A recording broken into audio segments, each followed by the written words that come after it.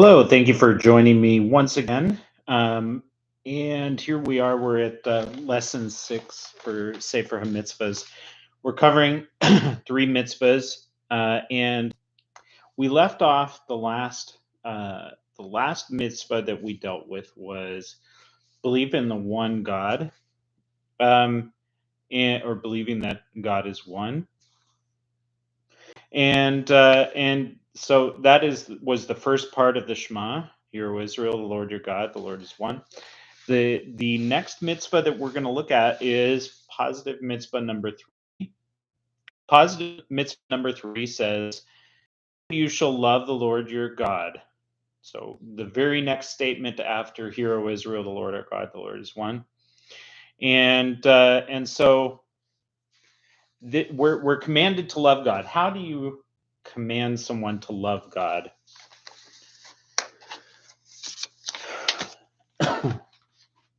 Well,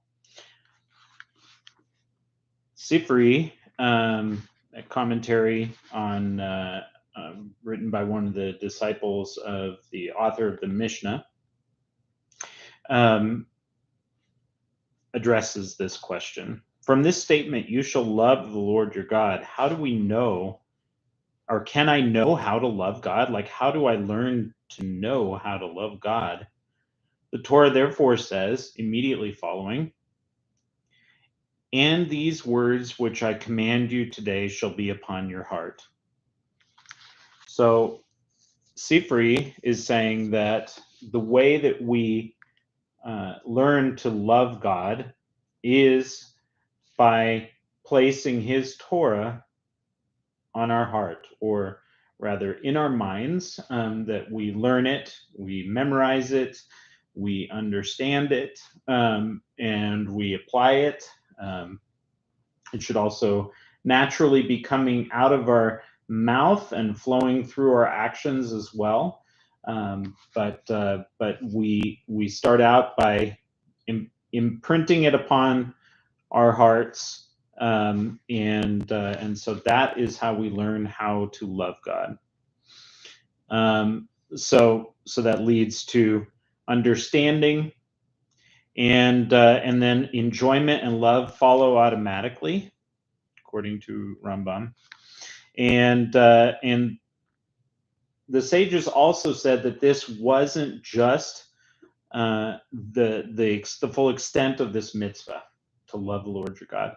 It also meant that you needed to express that to the world, that you needed to draw the world closer to the service of Hashem.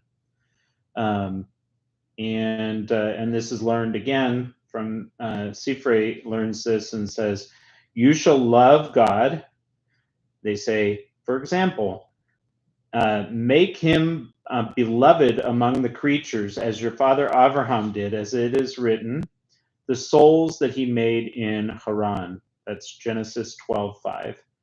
So the idea is that Abraham made converts, and so it refers to them as souls that he had made. It's like he spiritually fathered these people by teaching them to know Hashem, and teaching them ultimately how to love and serve Hashem. So that's positive mitzvah number 3. Now we're on to positive mitzvah number 4, which is, "You shall fear the Lord your God." That's found in Deuteronomy 6, verse 13. So we're commanded that we're not to be nonchalant about our service of Hashem. We are to realize that God is a God who not only rewards merit, but He also punishes when we transgress. And so we must bear that in mind at all times. And we should also never take Hashem's name in vain. So we're not making vows regarding His name. We're also not saying blessings in vain. That's where that idea comes from as well. Um, and we're certainly not to curse Hashem. Um, and if you want to know how that's done, maybe it's better that you don't know. But but if you want to know how that's done, that information will be in the description as well. All right. So we should fear God. So then maybe somebody would say, isn't fearing God, should that be a negative commandment? But it's indicated that it's a positive commandment,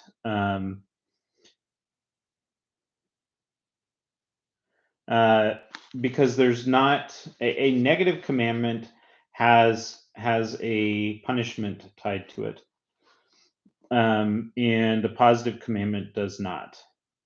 But obviously, there may be eternal ramifications if you don't fear Hashem, and it may lead to other punishments that you end up getting here in this world. But it is considered a positive commandment. There's not a specific punishment that's issued regarding that. Um, Positive commandment number 9. All right, this one I'm going to read a little a short synopsis of it. And then I think I'm going to go a little deeper into it because it's a pretty weighty one. And since we're talking about life or death with this one, I want to make sure we get it right. And I'm going to expound upon it a little bit. And if you're going to hopefully just bear with me on this, but I think it could be beneficial for some people. All right, so positive mitzvah number 9. The 9th mitzvah that we are commanded to sanctify God's name. The biblical source for this commandment is God's statement, "Sanctify me in the amidst the Jewish people." So this is understood to mean that we are to publicly proclaim our faith and our religion. And in the event that a tyrant attempts to coerce us to renounce our belief in God, we're commanded to refuse to comply, even if the tyrant threatens us, with death. We are not even allowed to verbally deny our belief in God, even though in our hearts we truly are not denying Him. We're not permitted to deny Him with our lips. So here's positive mitzvah number 9. The 9th mitzvah is that we are commanded to sanctify God's name. This mitzvah requires us to publicize the true religion to the masses. This must be done without fear of retribution, to the extent that even if a powerful tyrant tries to force us to deny God, we may not obey him, the tyrant. We must rather unquestioningly submit to death, not even allowing him to think that we have denied God, blessed be He, by outwardly denying Him, even if we still maintain that belief of Him in our hearts. This is the mitzvah of sanctifying God's name, in which all Jews are obligated. This means that we allow ourselves to be killed by a tyrant for the love of God, blessed be He, and belief in His oneness. This is similar to the actions of Hananiah, Mishael, and Azariah, Shadrach, Meshach, and Abednego, to those who don't know their Hebrew names, in the days of the wicked Nebuchadnezzar, who forced the people to bow down to a statue, and everyone, including Jews, bowed down. There was nobody there to sanctify God's name, and there was a tremendous shame upon the Jewish people. Everyone did not fulfill this mitzvah, and there was nobody to fulfill it. Everyone was afraid. The commandment is obligatory only in such an awesome setting in which all inhabitants of the world were terrified, and it was then necessary to spread and announce his unity. So Hilchos Yesodei HaTorah says that at the time of a decree to tear Jews from their religion, the mitzvah would require sacrificing one's life for any mitzvah, not just idolatry. So any mitzvah, in like you have a tyrant who's made a decree that you have to renounce your faith in God, even if they say, it says any mitzvah publicly, they say, all right, put on this clothing that's of a mixed nature of wool and linen. I'm just pulling out one mitzvah because it says here any mitzvah. So that seems like a mitzvah that seems maybe to some people to be light. Like, some people, if you're Jewish, we should be obeying that mitzvah. But you should even accept in that specific situation, you would even accept martyrdom rather than to put on that garment. All right, continuing. But God had already promised through his prophet Isaiah that the Jewish people would not be completely disgraced on this difficult occasion, and that a few men, who we already mentioned, would be present who would not be afraid of death and would give up their lives to publicize faith in God, sanctifying God's name in public, as we have been commanded through Moshe. This promise was in the verse, which is coming from Isaiah 29, 22, and 23. Now Jacob will not be afraid, nor will his face turn white, for he will see in his midst his children, the work of my hands. They will sanctify my name, the Holy One of Jacob, and strengthen the God of Israel. Now we see that this action is obligatory and therefore counts as a mitzvah. From Sefer, it says, upon this condition, I took them out of Egypt. On that condition, explained in positive commandment 2, the expression that the act under discussion is obligatory. Okay, sorry. That they publicly sanctify my name. Upon this condition, I took them out of Egypt on the condition that they would publicly sanctify my name.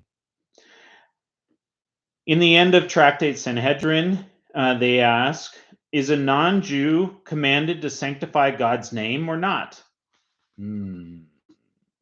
So we have a lot of non-Jews in our fellowship, in our congregation.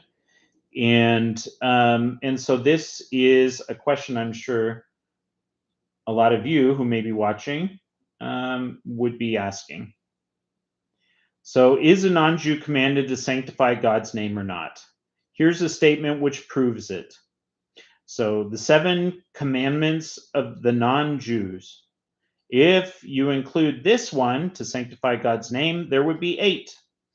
So that's in Sanhedrin. From this, we see that for Jews, the sanctification of God's name counts as a mitzvah. They bring the proof that this is counted among the mitzvahs from the verse, sanctify me amidst the Jewish people, or amidst the sons of Israel. The details of this commandment have been explained in the 7th chapter of Tractate Sanhedrin. All right, so for those of you who are in our congregation, or if you're watching and you consider yourself what we call a Messianic Gentile, let me read something from Daniel Lancaster. So he first of all quotes that passage from Sanhedrin. Said they asked Rabbi Ami, is a son of Noah obligated to sanctify the name or not? Abaye answered, "Come and hear. The sons of Noah received 7 commandments. If they are also commanded to sanctify the name, they received 8." And so here's what he says: "Therefore, Gentiles outside of the covenants are not obligated to sacrifice their lives for their religious convictions, if they have any. This exception, however, does not apply to God-fearing Gentile believers. The disciples of Yeshua are instructed to be ready to lay down their lives for their faith in God and their devotion to our Master. Yeshua taught his disciples that they would take up their cross daily and be prepared to lose their lives and have no fear of those who could kill the body, and prepare for persecution and execution. This was reinforced by his apostles, etc. So so this is outside the bounds of Rambam, and I'm not expecting that we will find a consensus among among Jewish people or Jewish rabbis that would agree with this. However, it is the tradition of the apostles that that a Gentile disciple shouldn't seek out martyrdom. However, if they find themselves in this situation where they are being told to deny the God of Israel, to deny the Messiah, etc., that they should accept upon themselves martyrdom. And in fact, they did so joyfully when put in that situation. But again, not something to seek out. We unlike some religions, we don't worship death. We love life, and so therefore we're pursuing true life, which is really only found in the knowledge of God. All right. Thank you so much for joining me. Tomorrow we will get to some more commandments, and I look forward to seeing you there. Have a great day.